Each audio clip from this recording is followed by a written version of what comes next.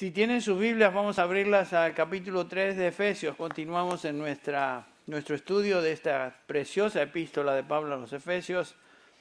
Nos encontramos en capítulo 3, la sección de los versículos del 1 al 13, donde el apóstol está animando a estos creyentes en Éfeso a no desmayar por causa del sufrimiento personal que él estaba pasando como prisionero ahí en Roma. Ustedes recuerdan que él está escribiendo desde Roma y en el versículo 1 notamos que él se dirige de esta manera a estos creyentes. Por esta causa yo, Pablo, prisionero de Cristo Jesús, por amor a vosotros los gentiles. Noten cómo él se ve a sí mismo, prisionero de Cristo Jesús. Por amor a vosotros los gentiles. Y concluye en esta sección, en el versículo 13, diciendo, ruego por tanto que no desmayéis a causa de mis tribulaciones por vosotros, porque son para vuestra gloria. Estos creyentes en Éfeso aparentemente estaban sufriendo por Pablo. No entendían por qué, habiendo predicado el Evangelio que les había traído a salvación a ellos, por qué este gran hombre de Dios se encontraba sufriendo ahora en la cárcel. Y los tenía turbados. A menudo nos sentimos turbados por variadas razones, como leímos en el Salmo 42. Todo hijo de Dios pasa por momentos de turbación y necesitamos en esos momentos una perspectiva bíblica. Necesitamos saber desde el punto de vista de Dios en su palabra qué es lo que Él dice acerca de lo que nos aflige. Estos creyentes, como dije, no entendían por qué Pablo estaba sufriendo y Él les recuerda y nos enseña que su encarcelamiento y todo lo que él estaba sufriendo era parte del plan de Dios para su vida. El Señor estaba en control de todo. Él no era una víctima o prisionero de Roma, sino que él era prisionero de Cristo, por amor y para bien de los gentiles, para la extensión del Evangelio. En otras palabras, Pablo está diciendo, el Señor me llamó a predicar este mensaje de salvación para bien de vosotros, y el Señor quien me llamó es también quien me trajo a este lugar, a esta situación en la cual me encuentro en Roma. No se aflijan por mí, no desmayen por mí. Yo estoy donde el Señor me ha colocado. Esto no es un accidente. Esto no es una tragedia, esto es obra de Dios y está obrando para bien. Por lo tanto, yo me glorío en ello y ustedes deben hacer lo mismo. Eso es lo que Pablo está diciendo. Es una exhortación similar a la que el apóstol hace a los filipenses. Ustedes recuerdan en el capítulo 1, versículo 12, donde también escribiendo desde Roma, el mismo encarcelamiento, una de las epístolas de la prisión, también filipenses, les recuerda a estos creyentes lo siguiente: hermanos, quiero que sepáis que las circunstancias en que me he visto han redundado en el mayor progreso del Evangelio, de tal manera que mis prisiones por causa de Cristo se han hecho notorias en toda la guardia pretoriana y a todos los demás. Pablo está diciendo, yo estoy en prisión, sí, sufriendo, sí, pero no se preocupen. Todo esto es para bien de todos y para la extensión del reino de Dios, es parte de su plan. Y Pablo quiere que estos creyentes, tanto en Éfeso como obviamente en Filipenses y nosotros, todos tengamos una perspectiva divina en cuanto a la aflicción y las pruebas en la vida de un hijo de Dios.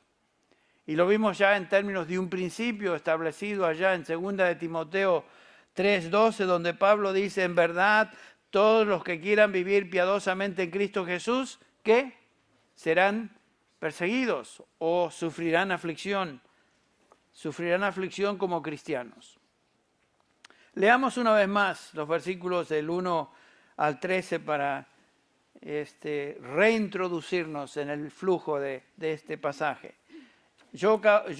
Por esta causa, yo, Pablo, prisionero de Cristo Jesús, por causa de vosotros los gentiles, y aquí comienza un paréntesis que se extiende hasta el versículo 12, si en verdad habéis oído de la dispensación de la gracia de Dios que me fue dada por vosotros, que por revelación me fue dado a conocer el misterio, tal como antes os escribí brevemente, en vista de lo cual leyendo podréis comprender mi discernimiento del misterio de Cristo, que en otras generaciones no se dio a conocer a los hijos de los hombres, pero ahora ha sido revelado a sus santos apóstoles y profetas por el Espíritu. A saber, que los gentiles son coherederos y miembros del mismo cuerpo, participando igualmente de la promesa en Cristo Jesús mediante el Evangelio, del cual fui hecho ministro. Noten eso, Pablo no se hizo ministro, fue hecho ministro conforme al don de la gracia de Dios que se me ha concedido según la eficacia de su poder. A mí, que soy el menos que el más pequeño de todos los santos, se me concedió esta gracia, anunciar a los gentiles las inescrutables riquezas de Cristo y sacar a luz cuál es la dispensación del misterio, que por los siglos ha estado oculto en Dios, creador de todas las cosas, a fin de que la infinita sabiduría de Dios sea ahora dada a conocer por medio de la Iglesia a los principados y potestades en lugares celestiales. Y noten el versículo 11, Pablo afirma que todo lo que ha sucedido es conforme al propósito eterno que llevó a cabo en Cristo Jesús, Señor nuestro. Todo lo que sucede en la vida de la Iglesia, en la vida de sus hijos, es conforme a este propósito eterno. Y en el versículo 12 tenemos esta increíble, maravillosa declaración y verdad bíblica que Pablo desea que todos los creyentes y todo creyente entienda y practique para disfrutar la presencia de Dios. Pablo quiere que el enfoque de estos creyentes no sea su preocupación, no sea su tristeza por lo que él estaba experimentando, sino que sea justamente lo que él declara en este versículo 12, en quien tenemos libertad y acceso a Dios con confianza por medio de la fe en Él. Todo está diseñado por Dios para traernos a su presencia y ayudarnos en nuestra adoración y particularmente nuestra vida de oración.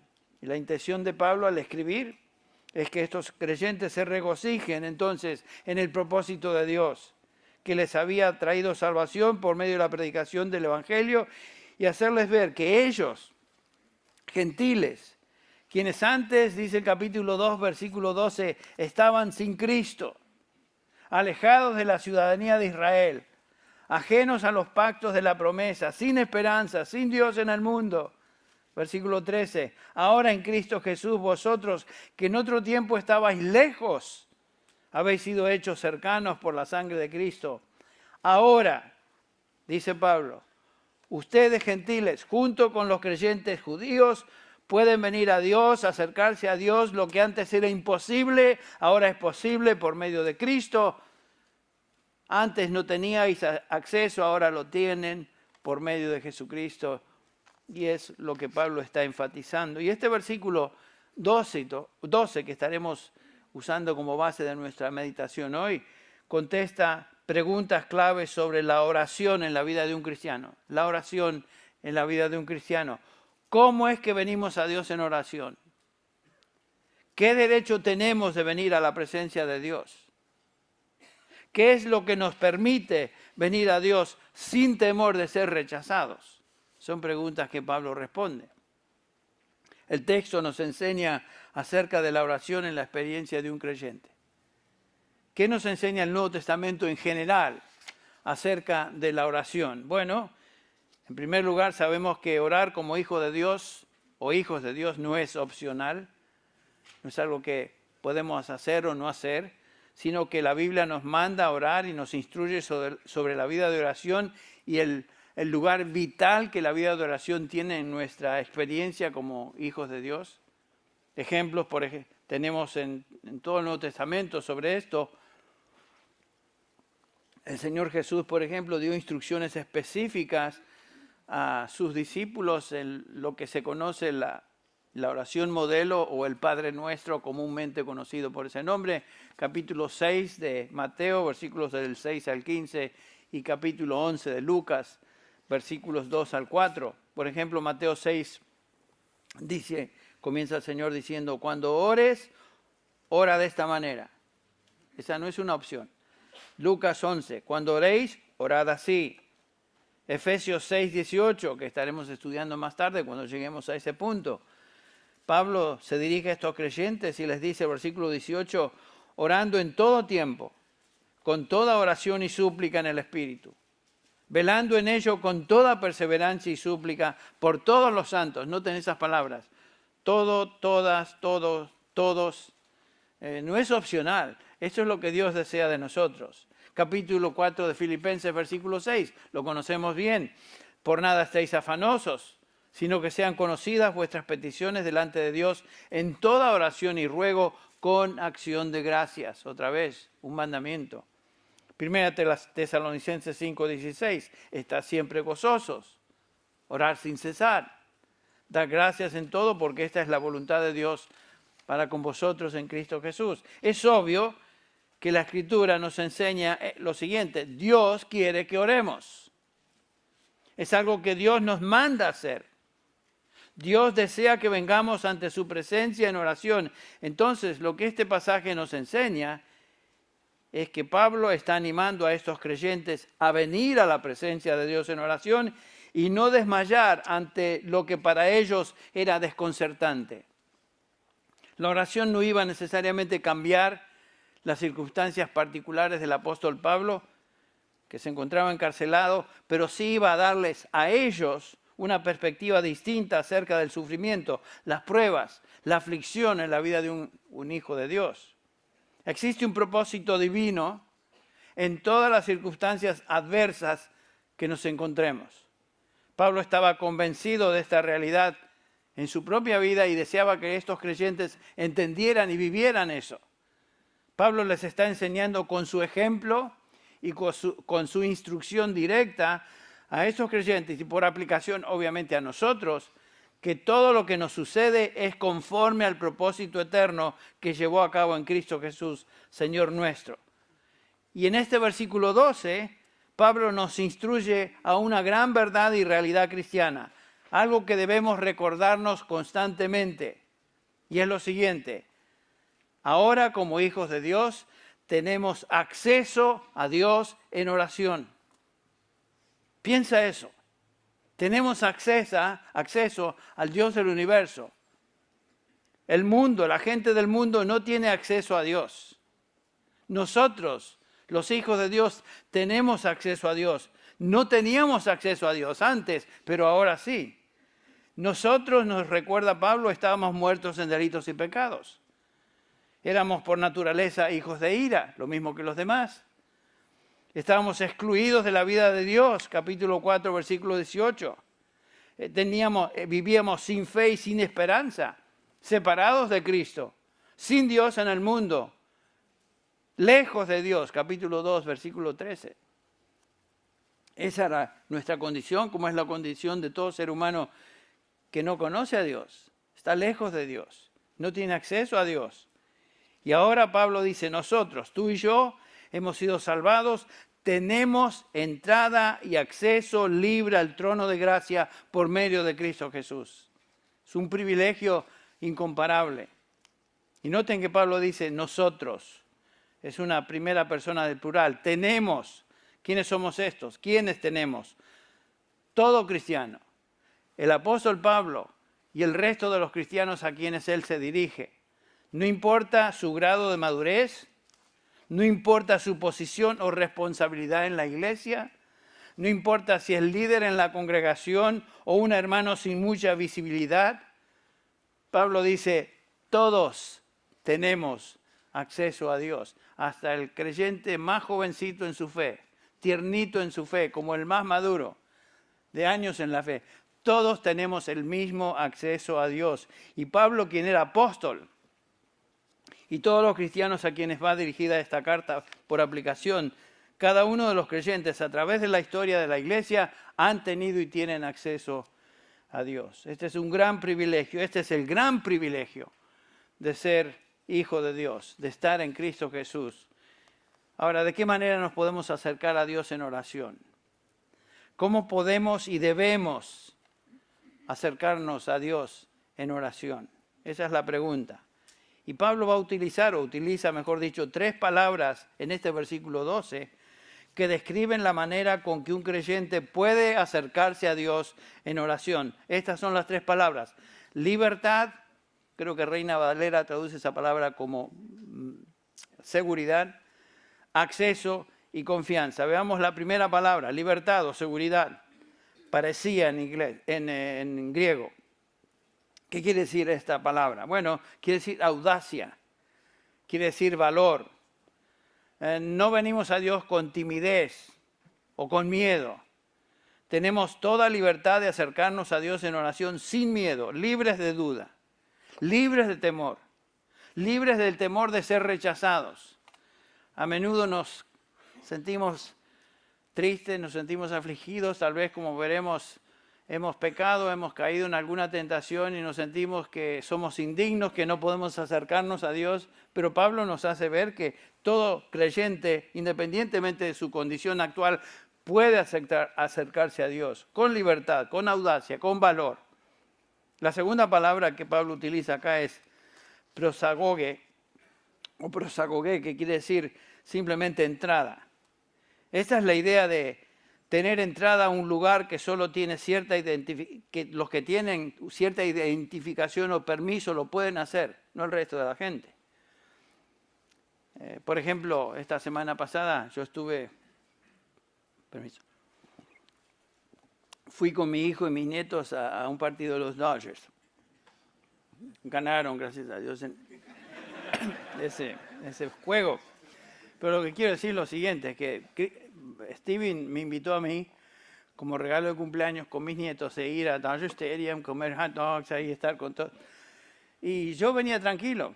Aunque no tenía entrada, sabía que iba a entrar porque ¿quién? Steve había pagado por mi entrada. Él tenía mi boleto. Y esta es la idea. Pude entrar a Dodger Stadium porque tenía boleto. La gente que no tenía su boleto no podían entrar. Y esa es la idea que Pablo está tratando de comunicar acá. Es como cuando uno tiene un boleto de admisión o membresía a un club o alguna cadena de hoteles o alguna organización. Solo los miembros pueden entrar y tienen acceso. ¿Por qué? Porque se les ha otorgado un carnet de admisión. Y Pablo dice que un cristiano cualquier cristiano, por virtud de ser hijo de Dios, tiene admisión. Tiene la libre entrada a la presencia de Dios. Cristo mismo firmó ese boleto y nos permite entrar a la presencia de Dios. Esta es la relación que un cristiano tiene con Dios. Tiene acceso a Él y admisión ante su presencia sin temor de ser rechazado. Dios siempre nos acepta. Dios siempre está listo de recibirnos. Ningún creyente es excluido de su presencia. Tenemos acceso libre a su presencia en cualquier momento, siempre. La tercera palabra que notamos en este versículo 12, que nos enseña cómo es que venimos a Dios en oración, es la palabra confianza. Es la traducción de una palabra pepoicese en griego. Y básicamente quiere decir eso, confianza. Es una excelente traducción. Confianza, entrar con confianza. A menudo a veces estoy estudiando en mi oficina y vienen mis nietos por cualquier razón y quieren entrar y entran con toda libertad y confianza a mi oficina. No tienen que pedirle permiso a Armida, no hacen cita con Armida, simplemente entran porque ¿qué?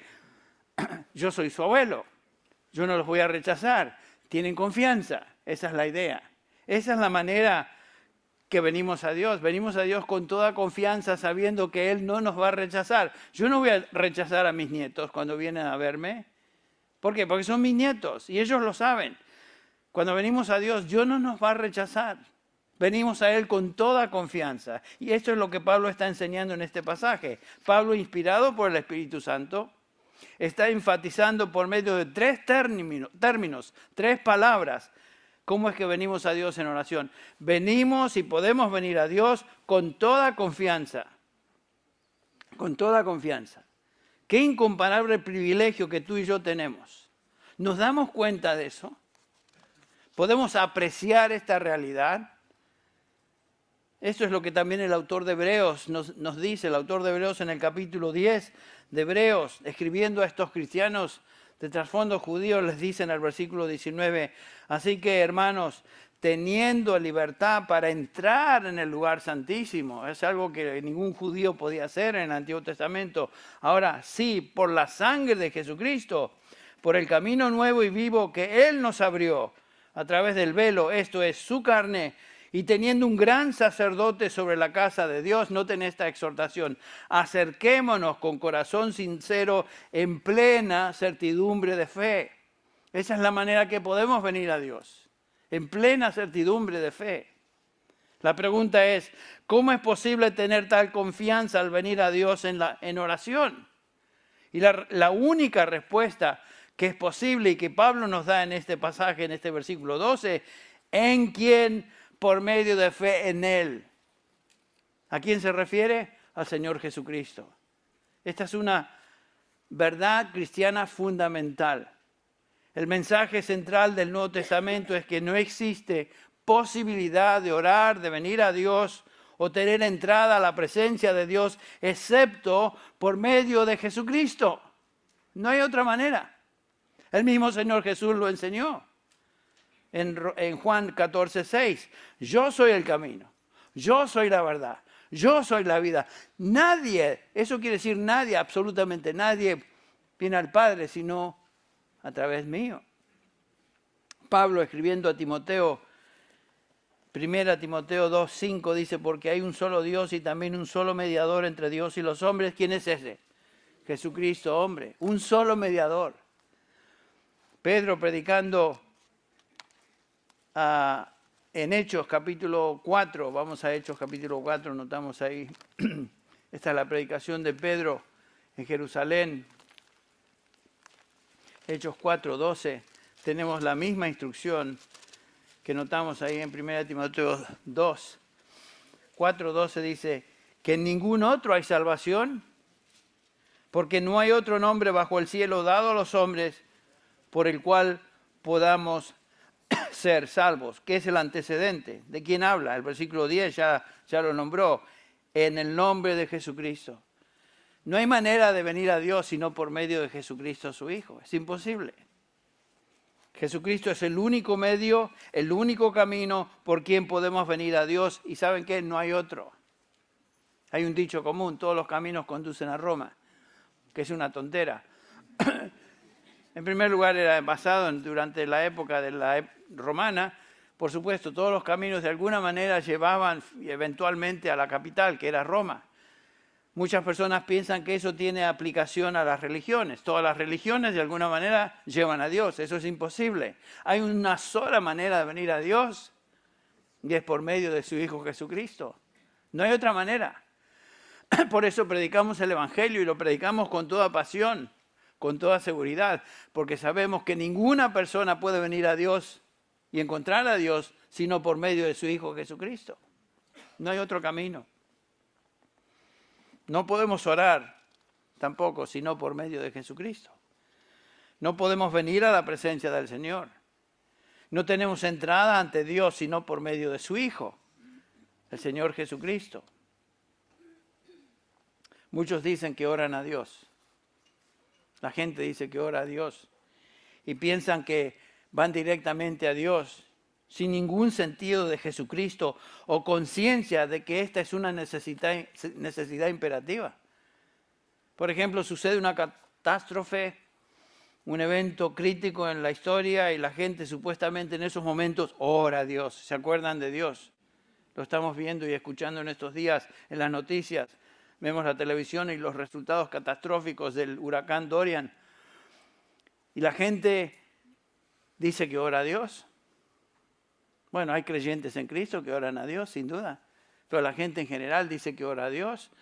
Escuchamos a los reporteros decir tonteras como estas. Nuestros pensamientos y oraciones están con los damnificados. ¿Qué quiere decir eso? Si uno piensa como cristiano, no hay acceso a Dios sino por medio de Jesucristo.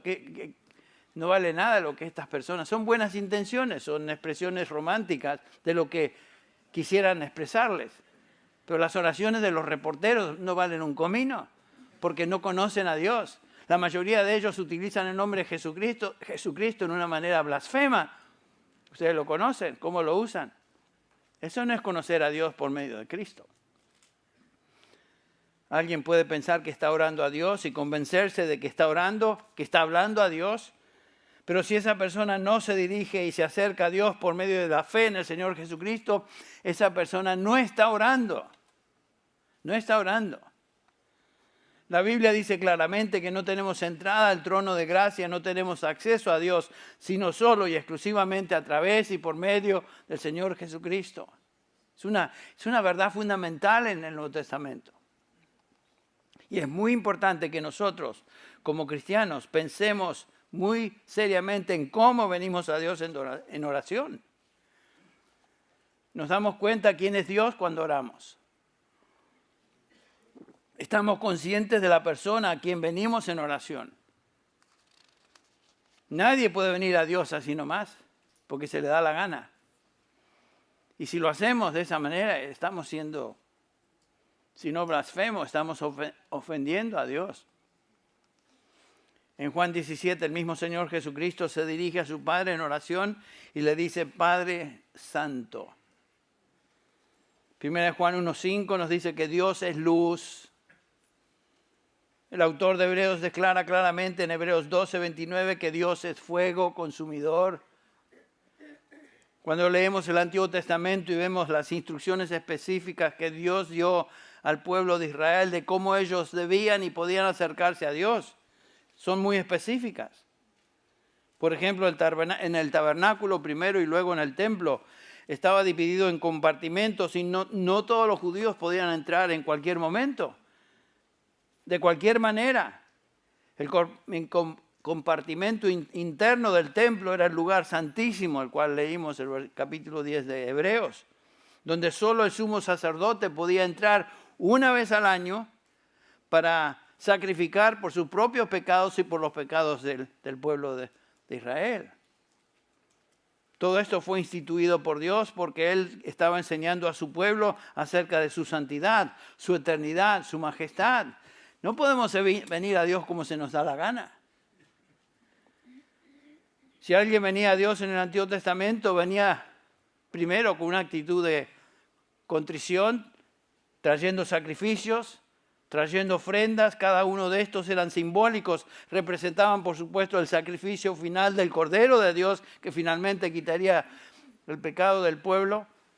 Pero en el Antiguo Testamento los sumos sacerdotes, las personas hacían sacrificios. Leemos esto en Hebreos capítulo 10, por ejemplo, donde dice el versículo 11, ciertamente todo sacerdote está de pie día tras día, ministrando y ofreciendo muchas veces los mismos sacrificios, año tras año. Millones y millones de sacrificios se traían para expresar el sentido de contrición y el sentido de que no podían venir a Dios así nomás. Y dice el autor de Hebreos que estos sacrificios nunca podían quitar los pecados. Pero Él, Dios, habiendo ofrecido un solo sacrificio por los pecados para siempre, se sentó a la diestra de Dios. Esta es una referencia a Jesucristo. Porque por una ofrenda Él ha hecho perfecto para siempre a los que son santificados. Por eso podemos venir a Dios a través de Jesucristo y solo a través de Jesucristo, porque somos santificados en Él, en su sacrificio. Somos aceptos. Entonces todo esto nos enseña que nadie puede venir a Dios así nomás y orar a Dios de manera ligera y superficial. Toda la Escritura nos enseña acerca de la absoluta necesidad de venir a Dios en oración a través de un mediador, por medio del sacrificio y obra de redención del Señor Jesucristo. Y particularmente lo observamos aquí en Efesios 3:12 otra vez, donde Pablo dice, Cristo nuestro Señor, en el versículo 11, en quien tenemos libertad y acceso por medio de la fe en Él. La única manera que podemos venir a Dios es por medio de la fe en Él. Otra vez repito, la única manera de venir y acercarse a Dios en oración es por medio de Jesucristo. No existe otra manera, no existe otro medio.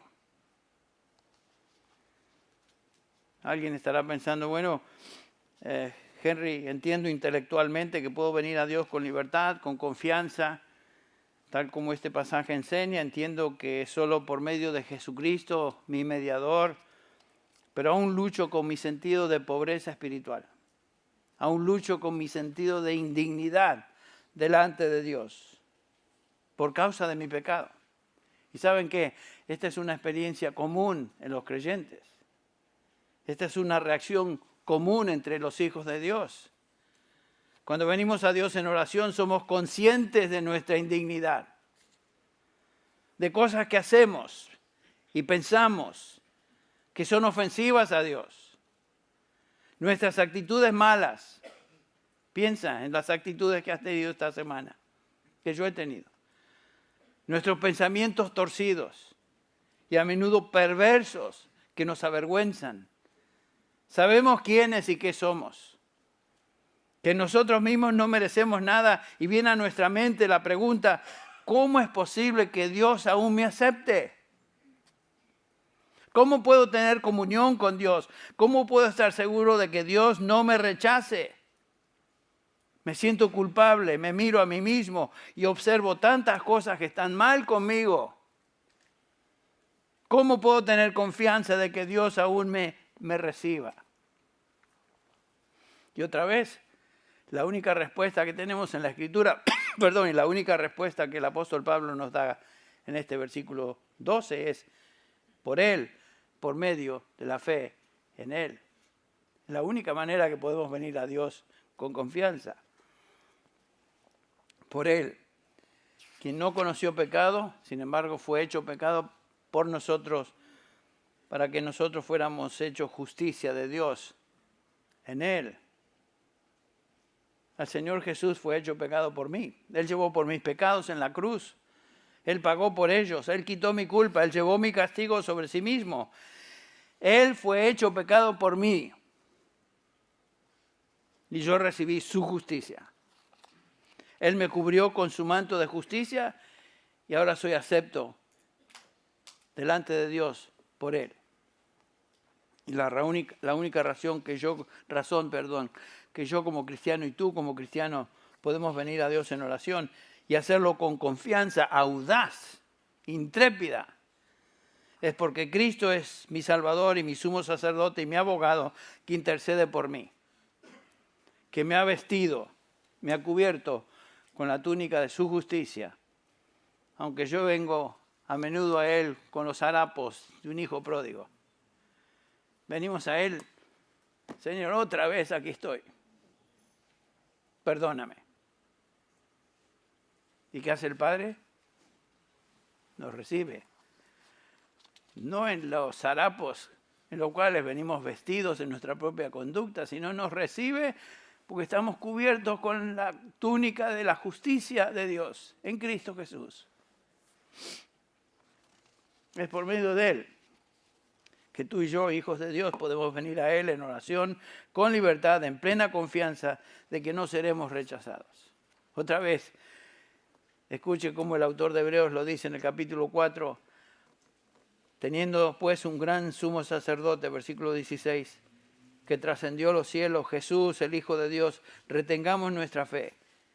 Porque no tenemos un sumo sacerdote que no se pueda compadecer de nuestras flaquezas. Gracias a Dios por eso. ¿Por qué se compadece? Sino uno que ha sido tentado en todo como nosotros. Él sabe lo que sufrimos. Él sabe, conoce nuestras tentaciones con una gran diferencia, sin pecado. Por tanto, dice, acerquémonos con confianza otra vez al trono de gracia para que recibamos misericordia y hallemos gracia para la ayuda oportuna. Jesucristo es el que da entrada libre al trono de gracia.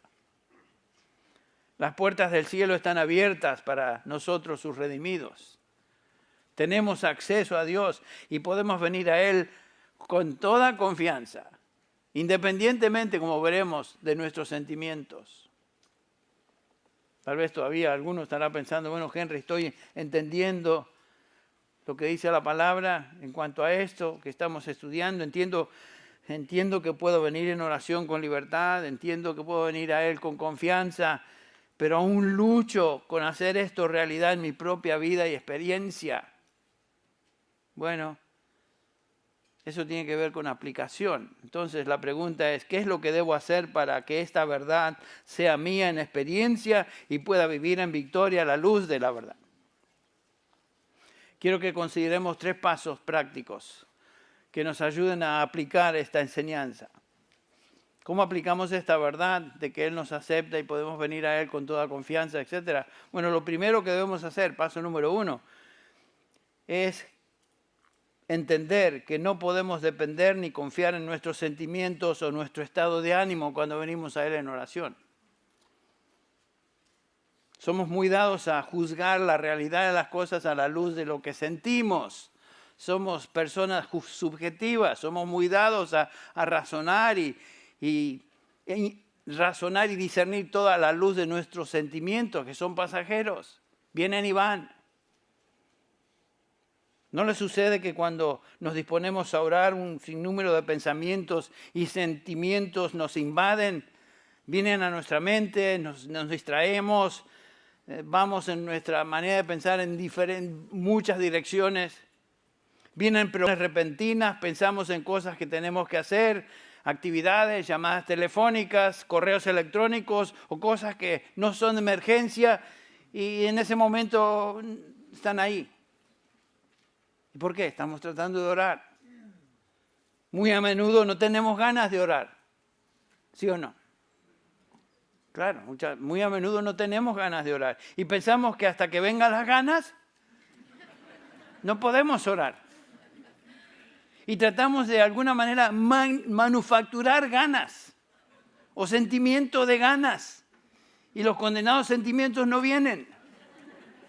Es imposible manufacturar sentimientos. Los sentimientos vienen y tienen varios orígenes. Lo veremos en un instante. Spurgeon decía, el gran predicador del siglo XIX, escribiendo acerca de esto y la oración y la lucha que tenemos. Ora por oración, decía Spurgeon. Ora por un espíritu de súplica. No te contentes en decir, si pudiera, oraría. No, dice Spurgeon. Si no puedes orar, ora hasta que puedas. Nunca ceses de orar por ninguna razón. Según un hombre de oración, él sabía de lo que hablaba. Y aún un hombre tan piadoso y dedicado a la palabra como Spurgeon luchaba se le hacía difícil orar. Lloyd Jones decía que no hay nada más difícil en la vida cristiana que orar. Tiene razón. La oración es una disciplina espiritual y es difícil. Orar como debemos no sabemos, nos dice Romanos 8:26. No sabemos cómo orar, dice Pablo, pero el Espíritu Santo está en nosotros, que intercede por nosotros. Pero orar como debemos, aún el apóstol Pablo dice no sabemos. Es una tremenda lucha y esfuerzo orar. Orar es una disciplina imposible sin la ayuda del Espíritu Santo, pero es difícil. Continuamente debemos estar pensando no podemos depender entonces en nuestros sentimientos antes de orar. El hecho es que si nos dejamos llevar por pensamientos y sentimientos que nos invaden en esos momentos y prestamos atención a estos, nunca vamos a orar. Lo primero que debemos hacer para orar y vivir por fe es lidiar con nuestra vida subjetiva y las sensaciones que a menudo nos invaden. Debemos reconocer lo que son y de dónde vienen. No solo proceden de nuestra humana debilidad, como dice Pablo, y hay cosas que sufrimos por nuestra humana debilidad, debilidades físicas, debilidades hormonales, debilidades químicas. Estamos todos conscientes de eso, que a veces nuestro sentido de depresión o lo que sea es por alguna deficiencia química o hormonal, lo sé, por experiencia lo sé. Pero también el que inspira estos sentimientos muchas veces es el mismo diablo. El diablo y sus huestes luchan contra nosotros para que nos mantengamos débiles y lejos de Dios. Pedro lo expresa de esta manera. Vuestro adversario, el diablo, anda como anda como león rugiente al acecho buscando a quien devorar. Pero resistirle firmes en la fe. Pablo lo dice de esta manera en esta misma epístola, capítulo 6, versículo 10 al 12, que estaremos estudiando próximamente. Por lo demás, fortaleceos en el Señor y en el poder de su fuerza.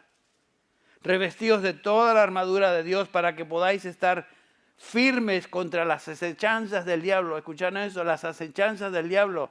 Segunda de Corintios 2:12 habla de las maquinaciones del diablo.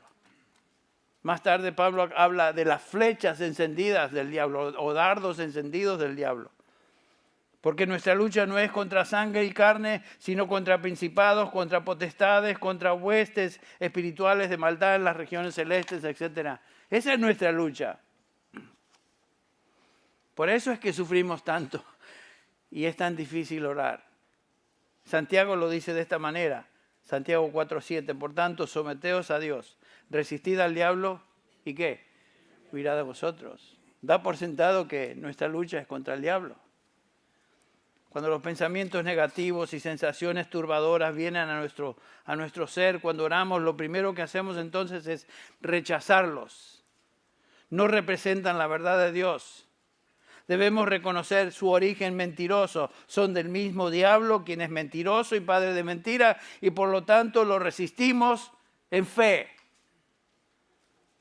Otra vez, son dardos encendidos del maligno.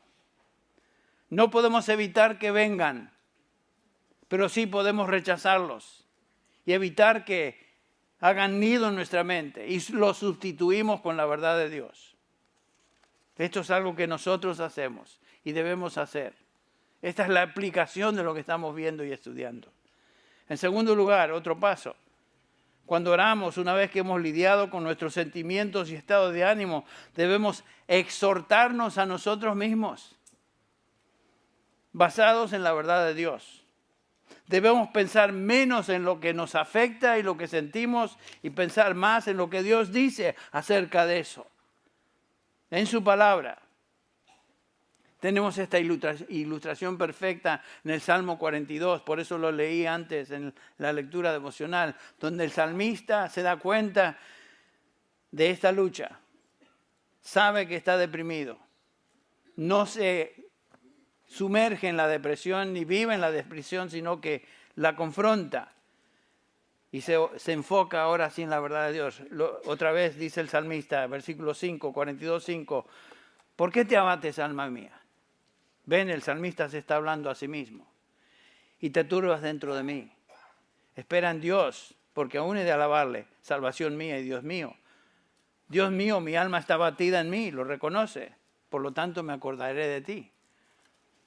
Otra vez en el versículo 11. ¿Por qué te abates, alma mía? ¿Por qué te turbas dentro de mí? Espera en Dios, porque aún he de alabarle, salvación mía y Dios mío. ¿Ven lo que hace el salmista? Se exhorta a sí mismo, se predica a sí mismo. Y recuerda la verdad de Dios y por lo tanto se la aplica a sí mismo. A menudo cuando yo predico, el diablo trata de hacerme, tratar de meter dudas en mi mente. Tú predicas, a ver si lo crees. Y vienen esos pensamientos. Y tengo que ver si lo creo. ¿Por qué lo creo? Porque es su palabra, es lo que Dios dice. No, pero mira cómo te sientes. Los pastores luchan con dudas, luchan con problemas también, igual que todos. Yo cuando estaba preparando este mensaje para los santos, que son ustedes y yo, no porque se ven santulones, son santos porque son hijos de Dios. Yo decía, Señor, estoy predicando a tu pueblo, a tus redimidos que están sufriendo las mismas luchas que yo sufro. ¿Por qué? Porque, dice Pablo, todos tenemos esta lucha. Él mismo luchaba con esto. Cuando los pensamientos negativos vienen y las dudas se acumulan contra nosotros y nos turbamos y nos sentimos que no podemos orar o no tenemos el derecho de orar, lo primero que hacemos es considerar de dónde vienen estas cosas. Vienen del padre de mentira y en segundo lugar nos recordamos entonces las verdades fundamentales del Evangelio. Sustituimos las mentiras con la verdad de Dios. Nos recordamos y pensamos en Dios, su amparo, su fortaleza, Recordamos quién es Él y lo que Él ha hecho por nosotros. En otras palabras, nos predicamos a nosotros mismos. Debemos recordarnos quiénes somos en Cristo Jesús. Debemos recordarnos todas estas verdades que hemos estado meditando en esta preciosa epístola. Y les doy un ejemplo, este es simplemente un ejemplo. Si estamos siendo tentados por el diablo a dudar de la aceptación de Dios y su amor para con nosotros porque hemos pecado en algo, lo que hacemos es no nos sumergimos en esa duda, no caemos en ese fango, no nos defendemos, sino que simplemente reconocemos, bueno, claro que soy pecador. Claro que soy pecador. Cuando el diablo me dice que soy pecador y que no merezco nada, es cierto. En ese caso, es cierto. Él me lo dijo para derrotarme y deprimirme, pero ¿qué me dice Dios en su palabra acerca de esto? ¿Puedo venir a Dios en oración a pesar de mi pecado? ¿Puedo acercarme a Él cuando me siento de esta manera? Y la respuesta en su palabra es, sí puedo. Claro que podemos. Porque Dios nos ha hecho aceptos en Cristo Jesús. Somos aceptos en Él, no en nosotros. Puedo venir a Dios como el hijo pródigo y saber que Él me ha cubierto con la túnica de su justicia. Él es mi justicia. Cristo llevó mi pecado en la cruz. Dios me mira no en lo que yo soy, sino en lo que Cristo es. Y lo que Él hizo, a mi favor. En Cristo tengo libertad, entonces, y acceso a Dios con confianza por medio de Él. Y puedo venir delante de su presencia, como vimos la semana pasada, 1 Juan 2, 1 y 2. Estas cosas os escribo, hijitos, para que no pequéis. Pero si alguno hubiere pecado, abogado tenemos para con el Padre, a Jesucristo el justo. Y Él es la propiciación por nuestros pecados. ¿Ven? Siempre es por Él. Es por lo que Él hizo. Lo que Él logró en la cruz. Recordemos, Él fue entregado por nuestros pecados, pero resucitado para nuestra justificación. Dios ya no nos mira como nuestro juez, nos mira como nuestro Padre. Y somos sus hijos y nos acepta en Cristo. Entonces yo reconozco que he pecado, hacemos eso, pero recordamos también que Cristo es nuestro abogado para con el Padre y que Él es la satisfacción de todos mis pecados, aun el que acabo de cometer. Confieso mi pecado entonces, sabiendo que Él es fiel y justo para perdonar nuestros pecados y limpiarnos de toda maldad. Esto es lo que hacemos cuando somos tentados, cuando estamos luchando con pensamientos y estados de ánimo que nos abaten. Nos movemos y actuamos en fe. No esperamos que nuestros sentimientos cambien y que estemos de mejor humor o con ganas de orar, sino que lo hacemos por fe. Y finalmente, en tercer lugar, al orar damos gracias a Dios por todo lo que Él ha traído y permitido en nuestra vida. Es tan importante orar con una actitud de gratitud. Estoy aprendiendo eso cada día más. No simplemente orar, sino agradecer. Noten cómo Pablo enfatiza eso en Filipenses 4:6. Por nada estéis afanosos, sino antes bien en todo sean conocidos o sean dadas a conocer vuestras peticiones delante de Dios en toda oración y ruego con acción de gracias. Con acción de gracias. Debe ser el enfoque nuestro de toda oración. Gracias. Más allá de nuestros deseos, más allá de nuestros anhelos, más allá de lo que sentimos, debemos dar gracias. Dar gracias a Dios por su amor, dar gracias a Dios por su misericordia, por el poder ver un día más, por todo lo que Él ha provisto. Dar gracias a Dios por la realidad de que por medio de Cristo puedo venir a Dios en oración. Que Él me escucha en Cristo, que mis pecados han sido cubiertos. Dar gracias. Dar gracias a Dios por la situación en que estoy pasando, por más difícil que sea. Todo eso me está moviendo a orar. Entonces doy gracias.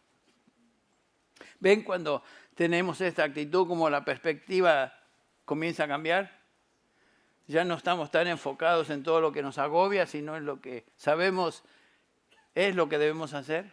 No prestamos atención a lo que viene del diablo, sino que oramos y damos gracias. Y si venimos a Dios de esta manera con libertad, sabiendo que tenemos acceso a Él por medio de Jesucristo, su Hijo, el resultado será que experimentaremos más y más su presencia, su paz, su oportuno socorro.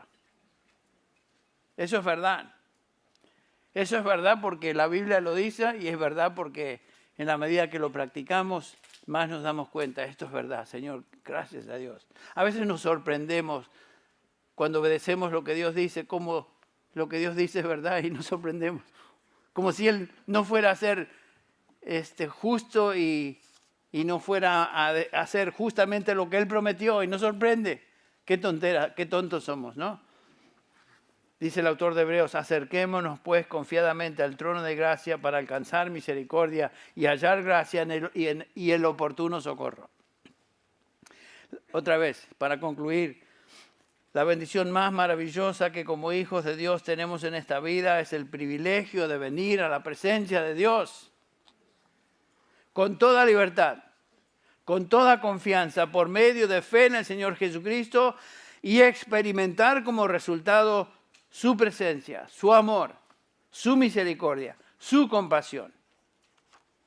La Escritura nos exhorta de esta manera. Santiago 4:8. Acercaos a Dios, ¿y qué será el resultado? Él se acercará a vosotros. Esa es su promesa. Acercaos a Dios y Él se acercará a vosotros. Es promesa de Dios. Si lo hacemos, vamos a observar cada día más que todo lo que estamos viendo y todo lo que Pablo nos enseña en este versículo 12 de Efesios 3 es real, es verdad, es su verdad. Vamos a orar para terminar. Padre Celestial, te damos gracias una vez más en esta mañana por el privilegio de abrir tu palabra. Señor, por haber sido expuestos a tu verdad. Gracias, Señor, porque en Cristo tenemos acceso libre y podemos venir a ti, oh Dios Padre, con toda confianza, sabiendo que jamás seremos rechazados, porque tú nos miras y nos ves en la justicia de tu Hijo. Y Él ahora está a tu diestra intercediendo por cada uno de nosotros. ¿Cómo nos vas a rechazar? Si tú estás por nosotros, tu Hijo está por nosotros.